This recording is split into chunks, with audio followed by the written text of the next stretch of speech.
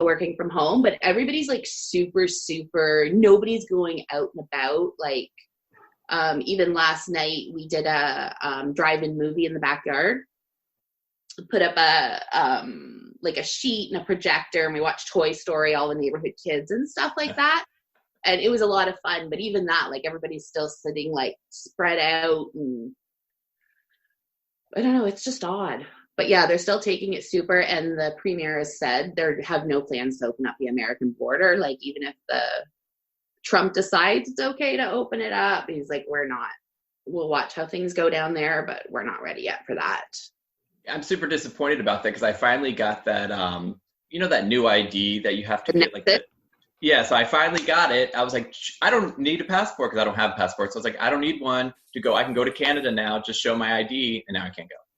Well, and that's the thing, like, our dollar has tanked so much through this. It's so dirt cheap for you guys to come up here. And especially, like, I'm about 40 minutes north of Toronto. Like, this is getting to be cottagey country, and we're swarmed with Americans in the summer. The Muskokas is like our version of the Hamptons. Mm-hmm. And I think that's their big reason for keeping it locked down, is because the dollar's so bad. It would just be so cheap for you guys to come up here and vacation now. I know. I wish we could. Well, what about my tickets to see Eliza? That ain't gonna happen. We have Heather McMahon tickets for next month in Toronto. Yeah, that ain't happening. But at least I'm hoping for my July 31st show in Niagara on your side, though. You might be okay by then. She hasn't canceled yet. So much is. So the comedy club last night, our big comedy club, Donny here, it's called Comedy at the Carlson. They did a drive-in comedy show last night. I did not go because I didn't want to fight the traffic, but they had this huge parking lot full of cars, and they set up a big stage and had the comics doing comedy on the stage outside, and it went through your FM radio so you could hear. And instead of laughing, they flashed all the car lights. And they streamed it live, so you could watch it at home too. That's kind of great. So people are really coming up with some new ways to entertain, you know? Yeah, that's great. I know I did, I tried when I lived back in West Hollywood many years ago. I tried to do, have you ever been to West Hollywood there, Cindy? I have, but it was many years ago. I haven't been back to California in probably 19, 20 years. Because there was a little lesbian bar called The Palms. Yeah. And that's where I started doing stand-up there. And I couldn't imagine not hearing the laughter, because you would just feel like you were bombing the entire time. It's so bizarre. I'm telling you, I've done a couple of those Zoom comedy shows, you know, and at least the other comics, they leave their mic unmuted, but you know, and it is very, very bizarre. And especially if you're like a crowd work comedian, you're kind of like screwed, which I'm not anyway, but you know, it's tough. But you know, and writing has been tough during this, because I feel like the only thing I'm really writing is COVID jokes. And that's what everybody's writing, right? Nothing else is, it's like I really am not coming up with.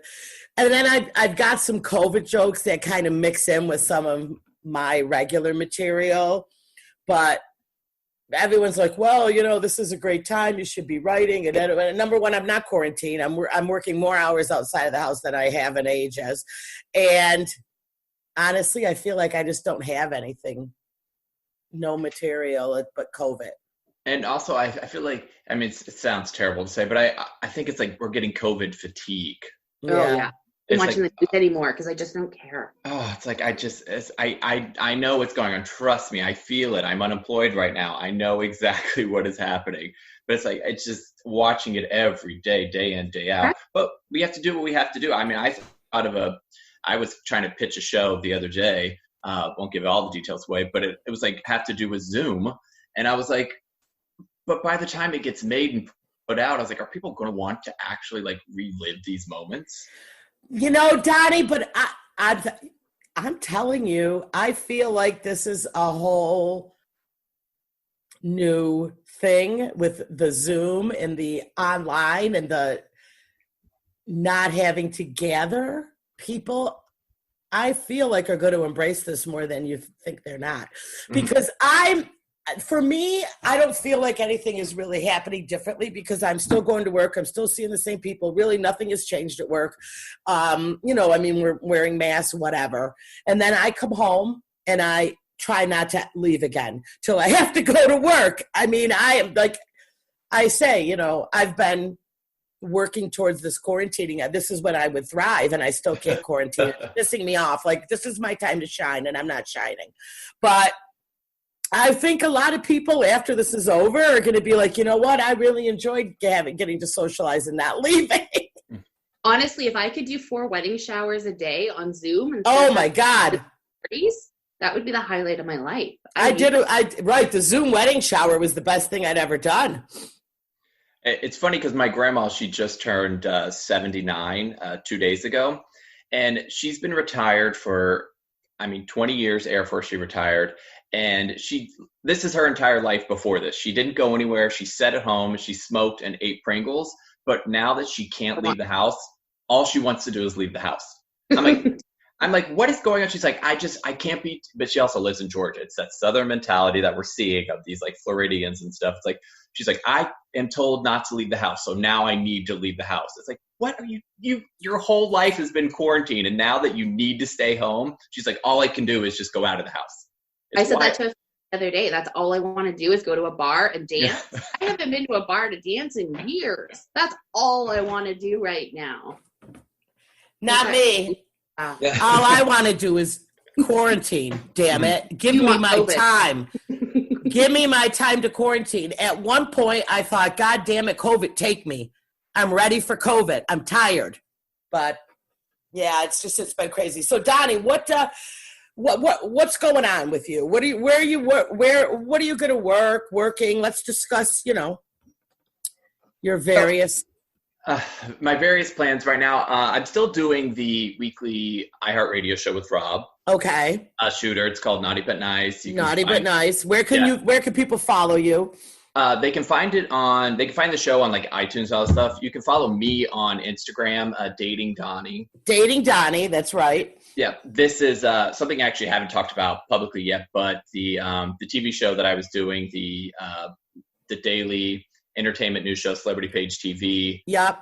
I actually am no longer doing that. They, without giving too much of their own secrets away, they lost a lot of funding basically because shows like that are dependent on ads and ad revenue, and people, companies just aren't spending. So when the network came down and was like, look, we have to cut, 90% of your budget. So you go down from producing 5 shows a week to only producing 1 22-minute show a week. You have all these, employees who were doing these segments, a dating segment, interviewing a celebrity.